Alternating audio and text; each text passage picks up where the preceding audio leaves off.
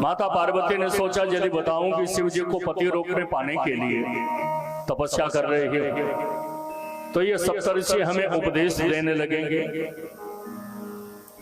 अरे तपस्या करना था तो शिव जी को पति रूप में पाने के लिए क्यों, अन्य भी तो देवता थे। माता पार्वती ने कहा ये जो बाद में मुझे उपदेश देंगे वो पहले ही मैं निवेदन करते। माता पार्वती ने कहा देखो हो मुनि अविवेक हमारा, चाहिए शिव ही सदा भरता। आप जो बाद में कहोगे पहले मैं कह रही हूं, भगवान शिव को पति रूप में पाने के लिए मैं तप कर रही हूं। सप्तऋषियों ने कहा इतनी कठिन तपस्या में तो हम आपका विवाह भगवान विष्णु से करा देंगे।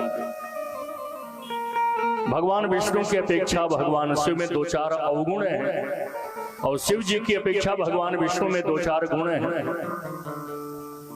इतनी कठिन तपस्या में आपका विवाह श्रीपतिपुर वैकुंठ निवास।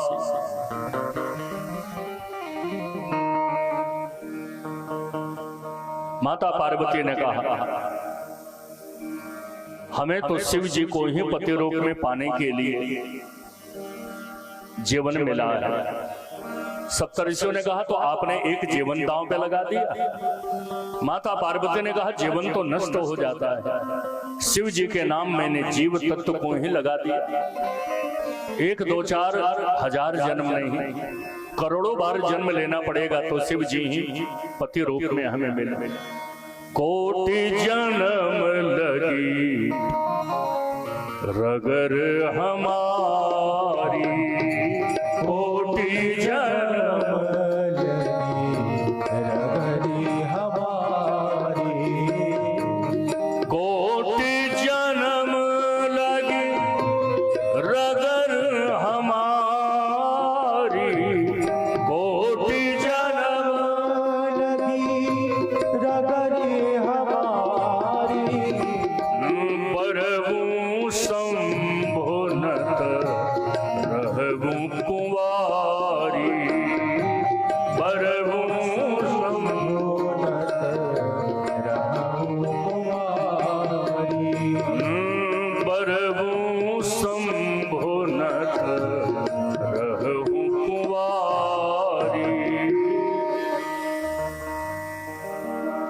पहले ही क्यों बंद कर देते हैं दिनेश भैया, पीछे बैठने के कारण आस नहीं मिल रहा। कल से आर्गन वाले भैया को वहां बैठाइए, यहाँ जगह लीजिए। कोटि जन्म लगी रगर हमारी, कोटि जन्म लगी रगड़ी हमारी, परवू संभुनत रहूं कुंवारी, परवू संभुनत रहूं कुमारी, परवू संभुनत रहूं कुंवारी। परहु संभुनत रहूं कुमारी। तब सप्तऋषियों ने प्रणाम किया। भगवान शिव ने आदेश दिया प्रेम परीक्षा लेने के लिए आए।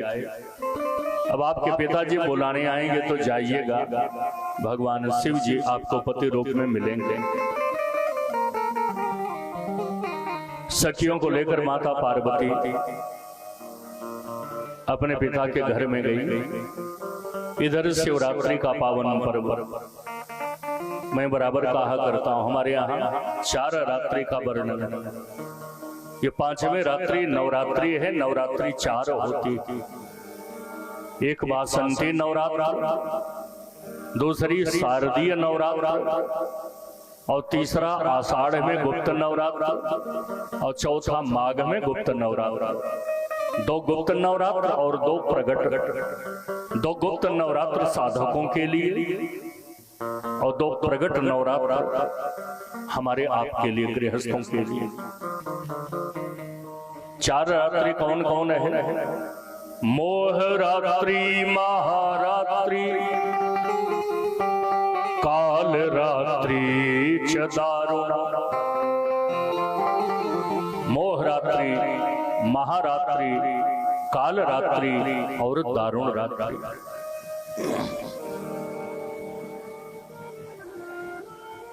श्री कृष्ण जन्माष्टमी के रात्रि को मोह रात्रि कहते हैं, दीपावली के रात्रि को काल रात्रि कहते हैं, होलिका दहन के रात्रि को दारुण रात्रि कहते हैं और शिवरात्रि को महारात्रि कहते हैं। शिवरात्रि का पावन पर्व नारद जी बीणा बजाते हुए कैलाश पहुंचे। भगवान भोलेनाथ शांत मुद्रा में, मुखमंडल बड़ा प्रसन्न है और शिव जी तो बराबर प्रसन्न रहते। प्रसन्नाननम, थोड़ा सा 19 कीजिए आवाज। प्रसन्नाननम नीलकंठम दयाल। शिव जी का आनंद प्रसन्न है। कैसी भी विषम परिस्थिति आवे, शिव जी बराबर प्रसन्न रहते। शिव जी के परिवार में जितने विषम परिस्थिति पैदा करने वाले हैं और किसी के परिवार में ऐसे लोग नहीं हैं। शिव जी के परिवार में जितने लोग हैं सब टेंशन देने वाले। प्रमाण, शिव जी के पुत्र हैं गणेश और गणेश जी का वाहन है चूहा।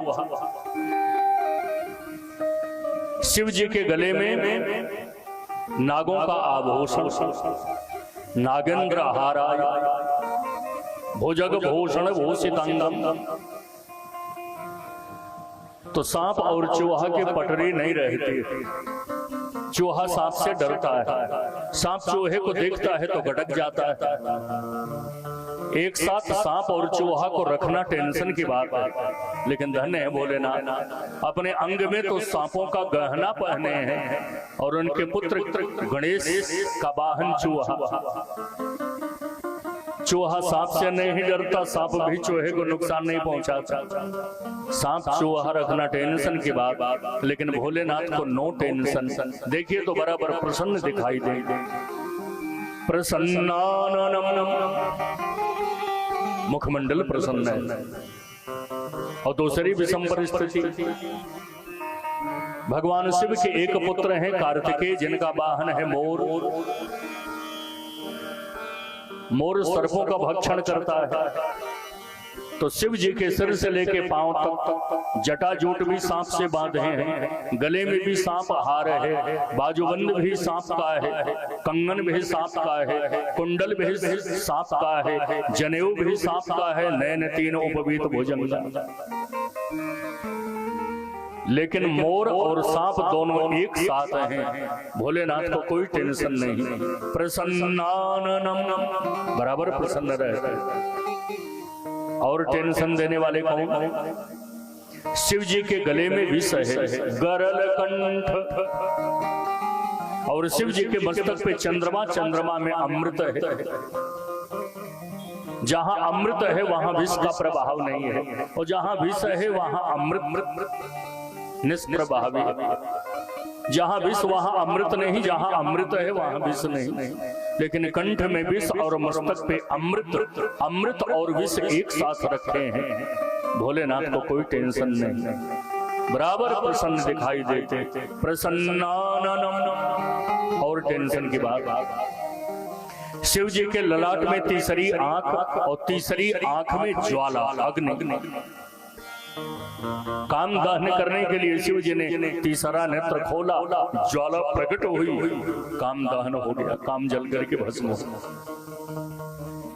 तब शिव तीसर नयन उघारा, चितवत काम भयों जरि छार।